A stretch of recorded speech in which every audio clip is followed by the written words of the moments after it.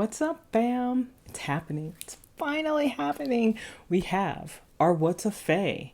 And I know this one has been a long time coming, and that's really because there's not a lot that I know about Fae. I had to do some studying up on Fae. And as a result, we're going off script on this one a little bit. And by off script, I mean that there actually is a script. And by script, I mean that I have notes to keep me honest. Because again, Fae are not something that I was intimately familiar with like some of the other creatures.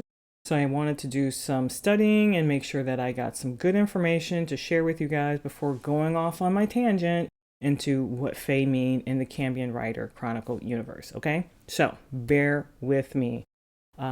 It's actually interesting or kind of ironic and fitting that I'm doing Fae after Dragon, because like Dragon, Fae have a footprint in a lot of different societies and a lot of different cultures. We have the Brythonic, the Gaelic, the Germanic, we have Greco-Roman, we have French. So it really kind of, if you start at England and kind of come down and go a little bit to the right, just kind of swag off to the right a little bit, a lot of the Fae are in most of Europe, and then kind of some of a little bit further down, but not really in Asia. And they're not really in like your North America and your South America. It's really kind of just Europe. Anyway, I digress, going off on my tangent. So, what are Fae? Fae are really unique in that almost anything can kind of fit into that Fae category. There are some cultures that believe that Fae were angels at one point, and that there was a rumble in heaven. Some of the angels got a little bit rowdy, wanted to overthrow something, I don't know, but they got rowdy. They started fighting. God said, nah, not going on here. Closed the gates to heaven. So all of the angels that were still in heaven remained angels. All of the angels that were in hell became demons. And the angels that were left on earth became Fae. Guess they got the short stick. So what does a Fae look like? Well, first, what is a Fae? When I say what is a Fae, so they go by different names. Fae, fairy, fairy folk, Fae folk, and they live in Fae Realm. Depending on where you're from, that may have different names. So what do they look like? Well, that's one of the unique things about Fae, is they can look like just about anything. Some Fae are extremely tiny, and some Fae are human-sized and actually look like humans.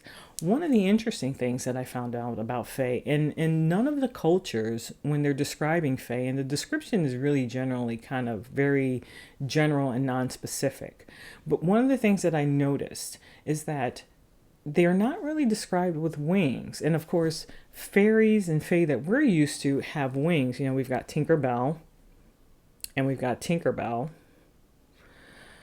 and there's some other Disney ones, but they have wings. And when we have pictures and paintings of Fae and photos, and well, not really photo, but pictures and paintings, you guys get what I'm saying.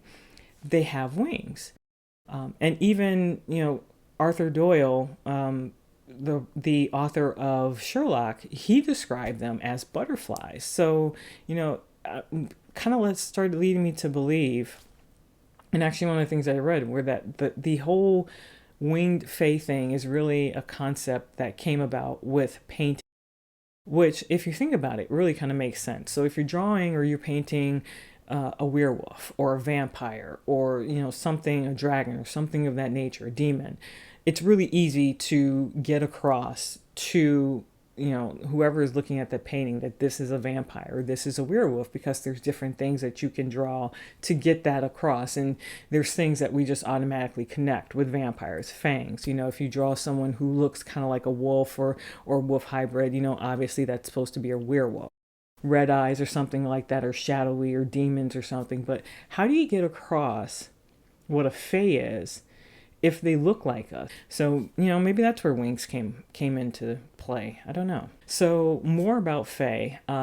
They are, I want to say they're benevolent, but even the benevolent ones are still considered kind of dangerous and powerful. I mean, Fae are not something that you really want to mess with. even though they don't go into a lot of their powers and their abilities, it's just kind of like a widely known thing. You don't mess with the Fae because apparently they are pretty strong, and just they're one of those things that you don't want as an enemy. They are known to, in some cultures, they're believed to cause sickness. There are Fae that are believed to kidnap people. So changeling is something that some of you may have heard of before. So changeling is when the Fae switch out a human for themselves or one of their own. They are known to go into bedrooms at night and they will switch out a human child for one of their children. Fae are, like in Ireland, where are known to be Fae gatherings or the doorway to the Fae Realm. So people are supposed to stay away from there, especially at certain times of the day or night. Because if you go there, you can fall victim to the Fae and they will take you into their world and they will come back into yours and they will masquerade as you. And I'm not sure what that's supposed to accomplish for the Fae. I guess they just like hanging out in Earth, maybe, or our realm. Grass is always greener, I guess. I don't know. Who knows? Some of the things that you can do to keep Fae away. So church bells. Church bells are supposed to keep Fae at bay. Wearing your clothes inside out are supposed to keep Fae at bay. And might I add, that will probably keep a lot of people at bay. Me personally, if I was walking down the street and there was someone who was wearing their clothes inside out, and I mean like all of their clothes, not just, oops, I accidentally put my shirt on inside out, but like jeans and everything, jacket, the whole nine, I'd probably give that person a wide berth too, because why are your clothes inside out? Another is St. John's wort. That's supposed to keep Fae at bay. Another one are four-leaf clovers. Interesting. Four-leaf clovers keep Fae at bay. Now, the really weird one are baked goods. So if you leave baked goods out for Fae, that's supposed to keep them out.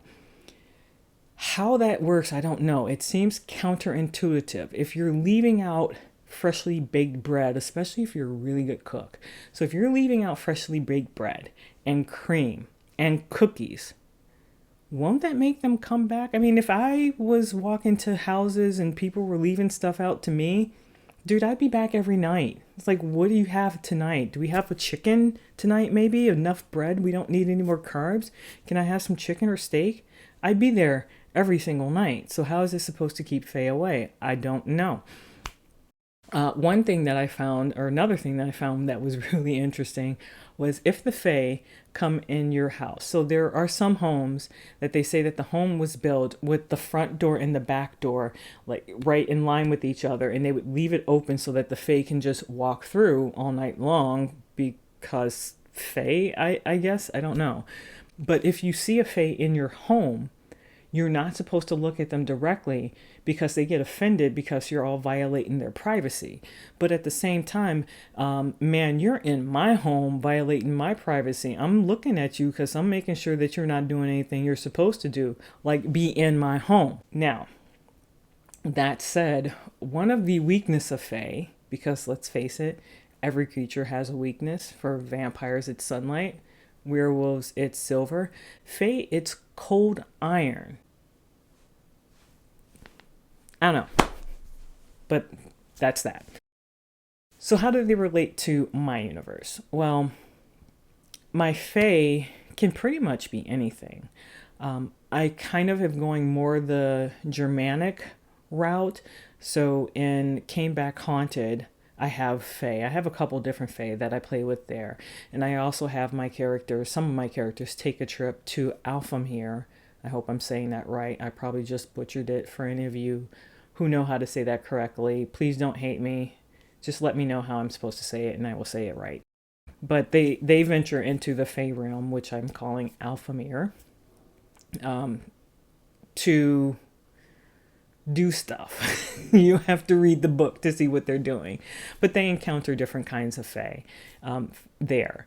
And also in my first story, or my first short story, Siren, I have, the Siren is a Fae. And yes, I know that that's, a Greek myth of the Siren. But one of the whole things of Fae are that one of the things that they're known for are sometimes luring travelers off of the path. So what do sirens do? Sirens sing to lead sailors off the path of the ocean path or the waterway path onto rocks where they die and they eat them.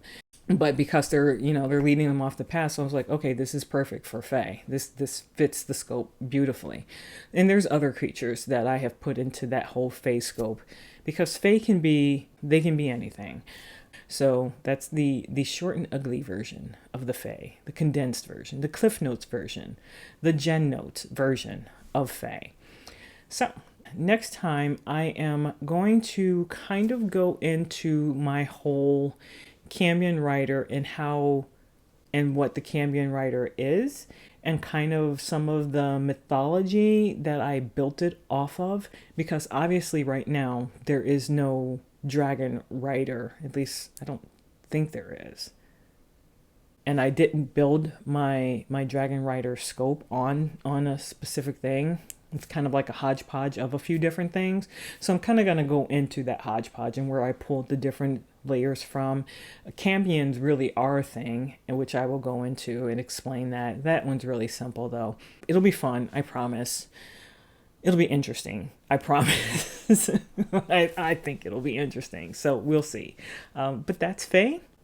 Stay tuned for the next What's Up.